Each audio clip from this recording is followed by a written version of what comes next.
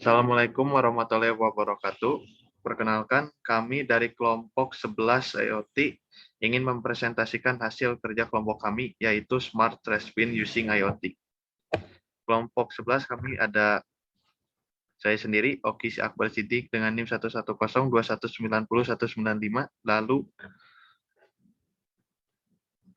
ada saya sendiri, Koordinator Amelia dengan NIM 110219144045. Halo, ada saya Muhammad Atorik Ardi dengan NIM 11021942009. Selanjutnya, untuk pemrograman IoT ini atau Internet of Things merupakan sebuah konsep di mana suatu benda atau objek ditanamkan teknologi-teknologi seperti sensor dan software dengan tujuan untuk berkomunikasi, mengendalikan, menghubungkan, dan bertukar data melalui perangkat lain selama masih terhubung ke internet. Smart Trash Bin Using IoT. Smart Trash Bin adalah sebuah tempat sampah di rumah yang dapat dimonitoring oleh aplikasi pada Android. Sistemnya monitoring tempat sampah ini adalah dengan memberikan status pada aplikasi berupa status normal jika tempat sampah masih bisa menampung sampah dan full jika tempat sampah dalam kondisi penuh.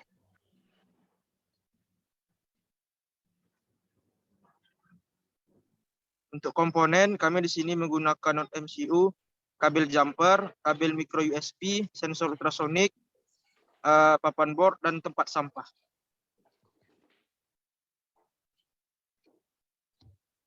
Nah, di sini untuk desain kode layarnya sendiri, saya akan menjelaskan sedikit mengenai kode layarnya dulu. Nah, di sini ada 4 bagian. Yang pertama ada palet. Di sini itu merupakan objek atau fitur-fitur yang akan kita tambahkan pada aplikasi yang akan kita pakai. Misalnya di sini ada yang bagian layout gitu, ada label. Nah, itu yang bakal kita pakai. Terus untuk bagian yang kedua, di sini ada viewer. Itu tuh merupakan tampilan aplikasi kita sebelum terinstall di Android-nya nanti. Jadi kita bisa mengira-ngira tampilan aplikasi yang kita buat. Lalu ada bagian komponen, itu merupakan fitur yang telah kita pilih untuk decoding selanjutnya di bagian bloknya. Lalu di sini ada bagian properties. Di bagian ini tuh kita bisa mengatur font atau kayak judulnya gitu-gitu. Nah, kalau bagian desainer ini merupakan tampilannya aja nanti di aplikasinya. Selanjutnya kalau nanti aplikasinya itu akan berfungsi, kita harus coding dulu di bagian dasar pemrograman kode blok program. Untuk selanjutnya ini ada source code atau codingannya. Di sini kami menggunakan library Arduino Uno. Dapat dilihat ada kita menggunakan Antares SP8266 MQTT. Untuk library-nya MQTT Antares. Nah, untuk akses key-nya bisa diganti dengan akses key dari akun Antares Anda yang pakai buat menggunakan codingan ini. Nah, untuk Wi-Fi ID dan password-nya bisa kita ganti sesuka hati kita mau. Untuk project name ganti dengan application name Antares yang telah dibuat. Dan untuk device name ganti dengan device Antares yang telah dibuat juga. Nah, untuk long itu adalah durasi waktu untuk kalkulasi jarak. Di sini ada untuk kecepatan suara, tinggi tank, tinggi, string untuk status, plus int untuk input output. Nah, untuk Antares SP82 MQTT Antares akses ini dibuat objek untuk Antares. Nah, bisa dilihat ini ada codingan untuk ini. Ada serial bikin untuk buka komunikasi serial dengan baud rate 11.500. Nah, untuk ada pin mode untuk output input, set the trick pin as out bisa sebagai input output. Ada Antares setback, menyalakan debug set menjadi false jika tidak ingin pesan-pesan tampil di serial monitor. Antares Wi-Fi connection atau Wi-Fi ID atau password mencoba untuk menyambung ke Wi-Fi, lalu ada set MQTT server untuk inisiasi server MQTT Antares. Untuk selanjutnya bisa menggunakan mengecek koneksi MQTT-nya dengan MQTT connection, yaitu cek koneksi ke broker MQTT Antares. Jika disconnect akan dicoba untuk menyambungkan lagi.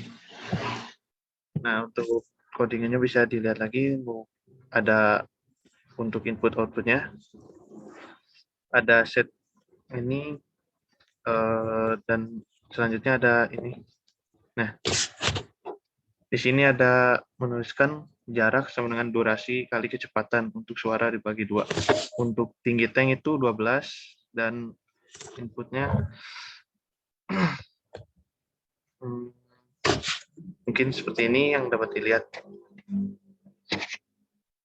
Untuk project ininya publish data ke database Antares dan juga broker MQTT Antares dengan codingan Antares publish project name device main dengan delay 1 detik. Untuk selanjutnya bisa dijelaskan oleh Corina untuk blok diagram.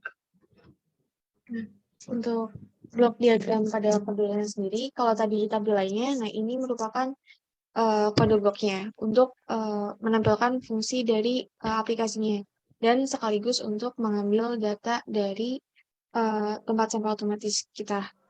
Terus yang pertama ini ada inisial global. Di sini kita bisa kopas akses key dari akun Antares kita masing-masing.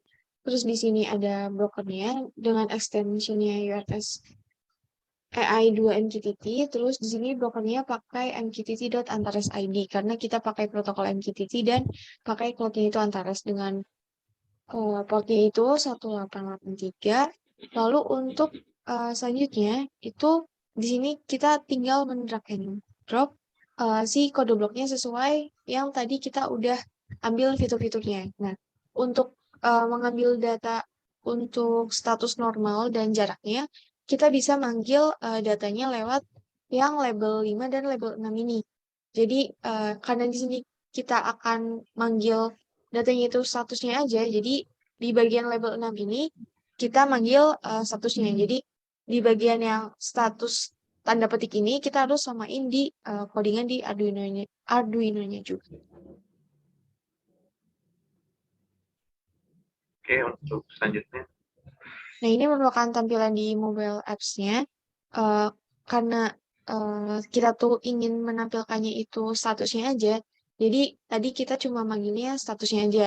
Jadi tadi itu kita panggil statusnya itu kalau nggak normal itu full sesuai dengan keadaannya si tong sampahnya. Nah, sebenarnya untuk jaraknya sendiri itu dikalkulasi, cuman kita tidak panggil dalam si aplikasinya ini. Nah, di sini untuk video rangkaiannya atau demo alatnya bisa dilihat. Kita lihat. Assalamualaikum warahmatullahi wabarakatuh. Perkenalkan, kami dari kelompok 11 ingin memperlihatkan video demo alat tugas besar PPI.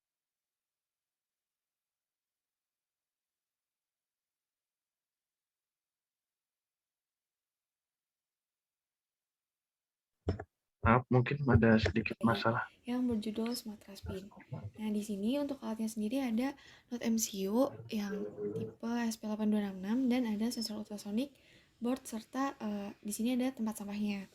Nah, nanti itu cara kerjanya, jika tempat sampahnya penuh, nanti akan termonitoring oleh aplikasi yang terpasang di handphone.